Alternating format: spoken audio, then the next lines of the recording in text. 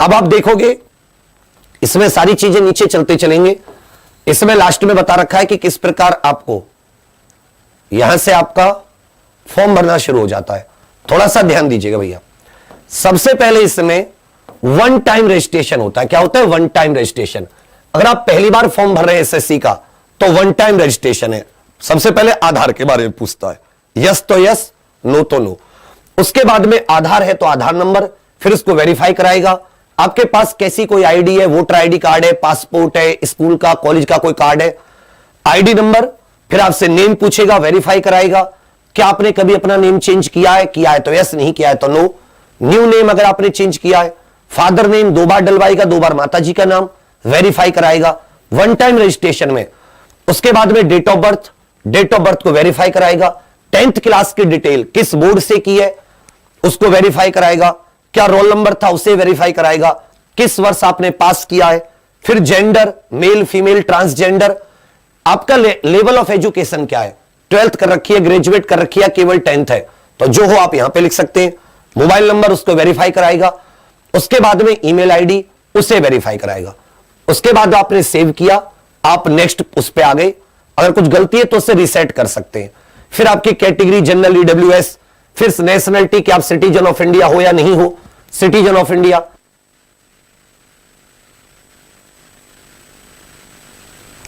उसके बाद में नेशनलिटी भारतीय है ना है। आइडेंटिफिकेशन क्या है, जैसे कहीं पर कोई निशान होता है चेहरे पर, आप कोई डिसेबिलिटी तो नहीं है, दिव्यांग तो नहीं है तो किस प्रकार की डिसेबिलिटी है वहां पर ये दे रखा है आपको।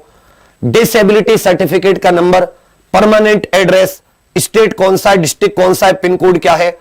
आज का आपका परमानेंट एड्रेस और जहां पर रह रहे हैं वो सेम है तो यस, नहीं है तो नो। सेम होगा तो वही कॉपी हो जाएगा और नो होगा तो बच्चा आपका पूरा आपको नया एड्रेस इसमें डालना होगा।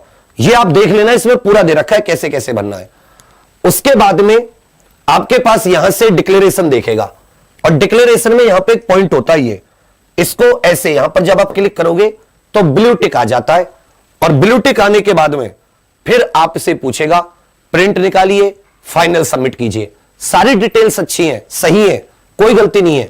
2-3 बार देख के आप फाइनल सबमिट कर दीजिए तो आपको एक वन टाइम रजिस्ट्रेशन का आपका एक वो मिल जाएगा आपके पास रजिस्ट्रेशन नंबर।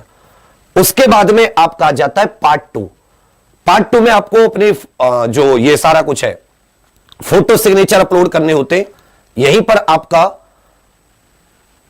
पैसे भी इसी में सबमिट होते हैं और आपकी और भी दोबारा कई सारी रिक्वायरमेंट होती है वो इसमें भरवाता है। उसके बाद में ये दोबारा से आपका जो सैंपल नेम वगैरह, फादर नेम, ये सब वहीं से कॉपी हो जाएगा जो आपने वन टाइम रजिस्ट्रेशन किया होगा, सारी की सारी कैटेगरी वगैरह ये सब। फिर जो चीज आप अगर एक्स सर्विसमैन वगैरह है तो वो डिटेल आपको रखनी पड़ेगी, नहीं है तो नो कर देना। उसके बाद में आपसे अलग अलग बीमारी तो नहीं हुई कोई, उनके बारे में पूछेगा, हुई है तो यस, नहीं हुई है तो नो करते चलोगे आप। एज रिलैक्सेशन आप मांग रहे हैं, मींस आप रिजर्वेशन मांग रहे नहीं मांग रहे, उसके बारे में समझे मेरी बात, वो पूरी आप डिटेल दे दीजिएगा। उसके बारे में आ जाते स्टेट के कोड। ध्यान दीजिएगा ये कोड है, ये जो वैकेंसी है स्टेट वाइज है। अगर आप इन कोड को देखोगे, जैसे मान लेता हूं आपने चाहा कि भाई मुझे चंडीगढ़ एमटीएस में जॉब करनी है, चंडीगढ़ एमटीएस अगर आप प्रेफरेंस दे रहे हो तो कोड नंबर 12, और चंडीगढ़ जीएसटी का हवलदार तो कोड नंबर 11। हरियाणा में आप एमटीएस लगना चाहते हैं तो 13, हिमाचल प्रदेश में तो 14, जम्मू कश्मीर में 15। ये आप जिस भी राज्य में प्रेफरेंस दे रहे हैं उस राज्य की आप कोड डालिएगा। सेंट्रल गवर्नमेंट के हर एक राज्य में भी ऑफिस होते हैं अलग अलग विभागों के, तो वहीं पर आपको जॉब मिलेगी। इसमें सारे हमारे कवर हैं। कुछ जो जीएसटी वाले डिपार्टमेंट होते हैं वो राज्यवार न होकर वो एक पूरा सर्कल होता है, जैसे लखनऊ सर्कल, जैसे कि आपका भोपाल सर्कल, जैसे कि आपका गोवा सर्कल, तो ये सर्कल होते हैं। वडोदरा और आपका Pune circle, Nagpur circle, Mumbai circle, ये हवलदार के सर्कल होते हैं। तो इनमें आपको जहां भी चाहिए वो आप कोड इसमें डाल सकते हैं। तो कोड यहां पे नीचे कौन सा पेज है, ये बच्चा पेज नंबर 44 है, इस पर कोड है, इनको अच्छे से पढ़ लीजिएगा। एक 72 कोड है ऑल इंडिया एमटीएस, तो इस पे भी ध्यान दीजिएगा। चलिए भैया, ये अलग अलग कोड हो गए। इन कोड को आपने डाला, 11 से लेके 72 तक ये कोड है। अब कोड को आपको ऐसे भरना है, प्रेफरेंस कोड आपने ऊपर देख लिया, जैसे आपने मान लो यूपी का, तो यूपी का कोड डाल दिया। ऐसे मत भरना, ऐसे भरते चलना हॉरिजॉन्टली। 12 है, फिर आपका जो भी आपको राज्य पसंद है इसको ज्यादा से ज्यादा भर देना, कि मान लो अगर इसमें सारे कोड आप फिल कर देना अपने प्रायोरिटी के हिसाब से। यूपी का करना है, लखनऊ का करना है, गोवा का करना है, जिसकी प्रेफरेंस ज्यादा हो वो आप पहले डालिएगा। ये साथी सारी की सारी प्रेफरेंस आपको भरनी है, सारी की सारी प्रेफरेंस। अगर आप नहीं भरना चाहते तो उस पर आप क्रॉस लगा देना, खाली मत छोड़ना। तो राज्यों का जो चुनाव है या जो भी सिटी आदि अगर आप चुनना चाहते हैं हवलदार के लिए, तो उसे बहुत समझदारी से चुनना। यहां पर आपको एक पूरा का पूरा अनेक्स्चर मिल जाएगा, यह आपको यहां पे पूरा का पूरा, और आपको यह भी मिल जाएगी कि कौन से में कितनी वो है, स्टेट यूटी के कोड मिल जाएंगे पूरे। इसको देखकर आपको अच्छे से भरना है। भरने के बाद में आपने वही एजुकेशन क्वालिफिकेशन तो वही कॉपी हो जाएंगी, ग्रेजुएशन की है तो वो आपसे पूछ लेगा। उसके बाद में फिर एड्रेस वगैरह तो आपके वो पुराने वाले आ जाएंगे। फिर आपसे फोटो और सिग्नेचर, तो फोटो सिग्नेचर ये 23 दिसंबर से के बाद का होना चाहिए। अच्छे से याद रखिएगा, इसमें दे रखा है जो फोटोग्राफ है वो आपका 23 दिसंबर 2021 के बाद का होना चाहिए, 20 केबी से 50 केबी का। समझे मेरी बात, बहुत ही साफ। और सिग्नेचर का इन्होंने कह रखा है कि सिग्नेचर 10 केबी से 20 केबी तक का होना चाहिए। सिग्नेचर बढ़िया साफ फोटो और साफ सिग्नेचर आपको इसमें अपलोड करने, वरना फॉर्म रिजेक्ट हो जाता है। उसके बाद में फिर से एक बार आपको यहां पे एग्री करना है ब्लू टिक करके, और ये कैप्चा कोड आपको इसमें भर देना है। इन दोनों को भरने के बाद में एक बार प्रीव्यू कर लो। प्रीव्यू में आपको पता चल जाता है कि आपने कहीं पर कैसा फॉर्म भरा है, क्या क्या डिटेल्स भरी है। गलती मत करना, ये फोटो होना चाहिए, एक्सेप्टेबल है। इस तरह का कोई फोटो नहीं चलेगा, आधा अधूरा ब्लर या उल्टा या इस तरह का या इस तरह का, ऐसा कोई फोटो नहीं चलेगा। समझे मेरी बात। और इसी तरीके का आपको सिग्नेचर, तो इन्होंने सिंपल सिग्नेचर आपसे फुल नेम का बढ़िया सा सिग्नेचर आपको करना है, ठीक है। चलिए, हेड कैप ये सब कुछ नहीं चलेंगे। उसके बाद में यहां पर आपको कोई और डिटेल्स की एनेक्स्चर आपको आवश्यकता नहीं है। ये तो ये अंडरटेकिंग अगर आप ऑलरेडी गवर्नमेंट में हैं। हां, इसमें वैकेंसी जो है कि किस स्टेट में कितनी है, तो एमटीएस की तो कुछ दिन बाद में नोटिफाई होंगी, हवलदार की इसमें जरूर दे दी है, तो वो मैं आपको एक बार बता दे रहा हूं। इसमें 18वें नंबर पर जाके एनेक्स्चर है, उसमें आपको मिलेंगी। ये है, देखो यहां पर ये आपको जो ये एमटीएस आदि की यहां पे वैकेंसी दिख रही है, इनको थोड़ा सा ध्यान दीजिएगा। ये जैसे चंडीगढ़ में ये हवलदार सीजीएसटी चंडीगढ़, ये कोड वगैरह दे रखे हैं, और ये कौन से रीजन में आएगा, इसमें वैकेंसी तो नहीं दे रखी, कोड आदि दे रखे हैं। समझे मेरी बात, वैकेंसी तो इसमें नहीं दे रखी, कोड आदि दे रखे हैं।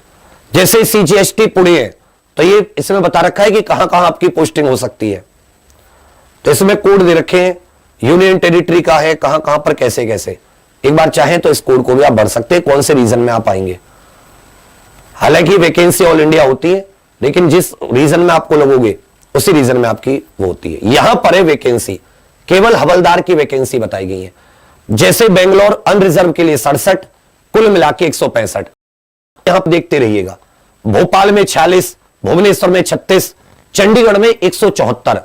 तो जहां वैकेंसी ज्यादा है कोशिश कीजिएगा वहां का। चेन्नई 188, तिरुवनंतपुरम 46, दिल्ली में 110 है, गोवा में केवल 1 है, जो गोवा वाले सोच रहे थे कि गोवा में हवलदार बनेंगे।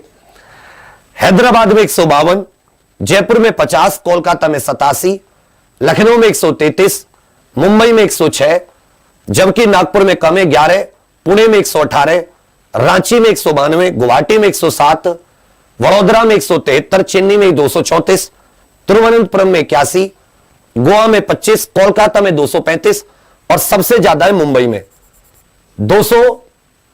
में 618, विशाखापट्टनम में 38, डीजीपीएम इसमें 136, और सीबीएम हवलदार जो है ये ऑल इंडिया होता है, इसमें है 341।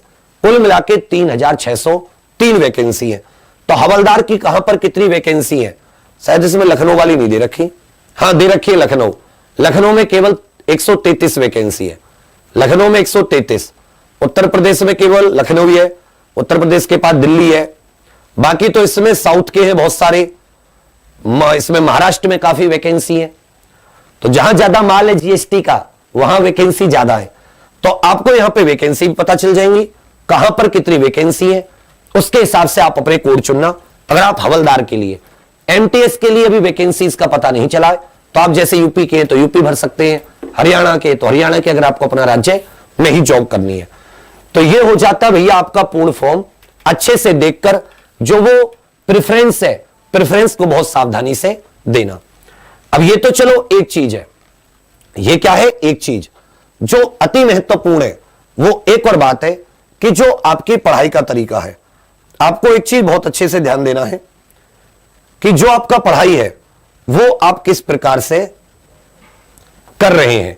तो हमने क्या किया है साथी, आप लोगों के लिए अपनी बेस्ट टीम के साथ, अभिनंदन सर, पुलकित सर, आबिद सर, अपनी अच्छी टीम के साथ एक एमटीएस का छोटा सा प्रतिज्ञा बैच निकाला है, जिसकी कॉस्ट मात्र 999 रुपए है। बाइलिंगुअल क्लास होंगी, जीके की, एमटीएस 60 का कोड है, और ये हमने लगभग 80 दिन का कोड निकाला है। इसमें हमने आपको स्टडी प्लान दिया है। आप अगर हमसे नहीं पढ़ना चाहते, आप स्वयं पढ़ना चाहते हैं, तो आपको इसी प्लान को फॉलो करना। इसमें क्या है कि आपका पूरा सिलेबस टॉपिक वाइज डिफाइन है। अब आप रीजनिंग स्टार्ट करोगे तो रीजनिंग इसी टॉपिक के हिसाब से स्टार्ट कर देना, ये बढ़िया। इंग्लिश स्टार्ट करो तो इसी हिसाब से, एडवांस मैथ पढ़ो तो इसी हिसाब से। तो ये हमने आपको दिया है, मैथ के 2 टीचर, इंग्लिश के 2 टीचर, रीजनिंग के 2 टीचर, एक का समझ में ना आए तो दूसरा। अभी आप कोर्स लेते हो तो आपको एक व्यक्ति का, किसी व्यक्ति का कोई चैप्टर बहुत अच्छा होता है, उसे वो समझा देता है, उसी का डेमो दे देता है। इसलिए हमने दो टीचर दिए, किसी एक का समझ में नहीं आएगा तो हो सकता है दूसरे का समझ में आ जाए, तो चांस समझने के ज्यादा बढ़ जाएंगे, कोर्स की वैल्यू ज्यादा बढ़ जाएगी आपके लिए। समझिए मेरी बात। सारे PDF, super notes, short notes सब आपके लिए अवेलेबल कराएंगे। डाउट सारी की सारी प्लेलिस्ट वहीं पर अवेलेबल होती है एग्जाम प्रोफेशनल ऐप पर। इसलिए क्या है कि जैसे यूट्यूब पर कभी क्वेश्चन करा दिया, कभी कुछ करा दिया, टीचर का मन है, कोई शेड्यूल नहीं होता, कोई क्रम नहीं होता। एप्लीकेशन पे आपको एक क्रम मिल जाता है, ठीक है। डाउट आपके टीचर को आप डायरेक्ट उसकी ईमेल आईडी पर भेज सकते हैं, ईमेल आईडी होती है। जो आपको प्रैक्टिस सेट मिलेंगी मैथ, रीजनिंग, इंग्लिश में हर क्लास की, तो प्रैक्टिस सेट में आपको कोई डाउट आ रहा है तो आपने वो डाउट भेज दिया कि मुझे क्वेश्चन नंबर 4 नहीं आ रहा, तो वो आपको आपका डाउट सॉल्व किया जाता है। समझ रहे मेरी बात। ना ज्यादा महंगा है। आपको इंग्लिश किसी एक टीचर से पढ़नी है, दोनों में से, रीजनिंग किसी एक टीचर से पढ़नी है, मैथ दोनों से पढ़ना है, क्योंकि एक अर्थमेटिक कराएंगे, एक एडवांस कराएंगे। और इंग्लिश और रीजनिंग किसी एक से, तो पुलकित सर से रीजनिंग पढ़ो, उनका अच्छा समझ में आता है, आबिद सर का अच्छा समझ में आता है तो उनसे पढ़ो। इंग्लिश में जिनका तुम्हें अच्छा समझ में आता है, आरके सर का अच्छा समझ में आता है तो उनसे पढ़ो, और अगर विकास सर का अच्छा समझ में आता है तो उनसे पढ़ो। अच्छे से याद रखिएगा, हमने इसमें बहुत बताया कि आप आरके सर से पढ़ते हो। पहले दिन टेंस 1 कराया, फिर उन्होंने साथी टेंस 2 कराया, जबकि दूसरे टीचर ने नाउन शुरू की। तो किसी से भी शुरू कर सकते हो जिसका अच्छा समझ में आए। फिर तीसरे दिन देखोगे टेंस का पार्ट 3 कराया, फिर उन्होंने आपको, जब टेंस का पार्ट 3 हो जाता है, समझे मेरी बात, फिर आपकी वॉइस आ जाती है, और यहां पर आपका तुरंत आपको देखेगा वॉइस का पार्ट 2 हो गया, फिर आपको वॉइस का पार्ट 3 हो गया। इस प्रकार से हर एक उसमें फिर आपका क्या गया, डाउट आ गया। जैसे 6 से 7 क्लास हुई, आपका डाउट सेशन आ गया अपने आप यहां पर। इस प्रकार से वो सभी में है। इस प्रकार से जो चीज है ये सभी में आपको दी गई है कि प्रॉपर आपको डाउट हो, डाउट भी आपके सॉल्व होते चले। डेली 7 से 8 घंटे की क्लास है, एक मैथ, 2 मैथ की क्लास, एक रीजनिंग की, एक इंग्लिश की, 4, और बाकी 3-4 क्लास आपके लिए जीके की है। तो जीके आप अगर नोट से पढ़ना चाहे नोट से पढ़ लीजिए, क्लास लेकर पढ़ना चाहते क्लास पढ़ लीजिए। बहुत ही क्रम से इसमें चल रहे हैं, और डबल बाइलिंगुअल भाषा में ये सब कुछ होगा। बाइलिंगुअल 30 जून तक पूरा सिलेबस कंप्लीट हो जाएगा। जुलाई में आपका पेपर है, नोटिफिकेशन आप पढ़ लेना। 30 जून तक ये कंप्लीट हो जाएगा, और लास्ट में 4 दिन 5 दिन केवल आप लोगों के लिए साथी, 4 दिन 5 दिन हम लोगों ने केवल आप लोगों के लिए मैराथन के दिए। किसके दिए बच्चा? मैराथन के दिए। ये मैराथन है सारी, जो सिलेबस आपका मेन कंप्लीट होना है। सोचो कोई क्रॉप्स तक नहीं कराता, हम आपको क्रॉप्स, मिनरल्स सब करा के दे रहे हैं ज्योग्राफी में एक एक टॉपिक। तो ये क्लास एक ऐसी होंगी कि इसके साथ आप फिर और बाकी एग्जाम की भी तैयारी कर सकते हैं। अब ये क्लास कब से शुरू हो रही है? ये 24 मार्च से क्लास शुरू हो रही है, मतलब कल से, कल सुबह से क्लास शुरू है। तो आप क्लास छूटिएगा मत। ये सीधी क्लास एप्लीकेशन पे होंगी। ये जितने टीचर हैं सीधे एप्लीकेशन पर, बिना किसी डेमो के। 7 दिन आप अच्छे से क्लास लीजिए। आपको कोई इश्यू आता, आपके डाउट सॉल्व नहीं होते, आपको समझ में नहीं आता, तो आप बात कीजिएगा। अगर आप पूरी क्लास लेते, नोट्स बनाते, रिवीजन करते, जो जो प्रैक्टिस शीट आपको दी जा रही है, आपको तब भी सॉल्व नहीं आता, आप हमसे बात कर सकते हैं, हम आपको फिर रिफंड कर देंगे, हमें कोई दिक्कत नहीं है। लेकिन मैं चाहूंगा कि आप इस स्टडी प्लान के हिसाब से पढ़ें। ये ऑलरेडी मैं टेलीग्राम पे डाल चुका हूं, जो अपना परीक्षा गाइड, एग्जाम पर ऑफिशियल, और जो अपना गोल्डन आर्मी करंट अफेयर, कई सारे टेलीग्राम चैनल है, उन सब एसएससी का, उन सब टेलीग्राम चैनल पे मैं इसको डाल चुका हूं। तो आप लोग ये एक बार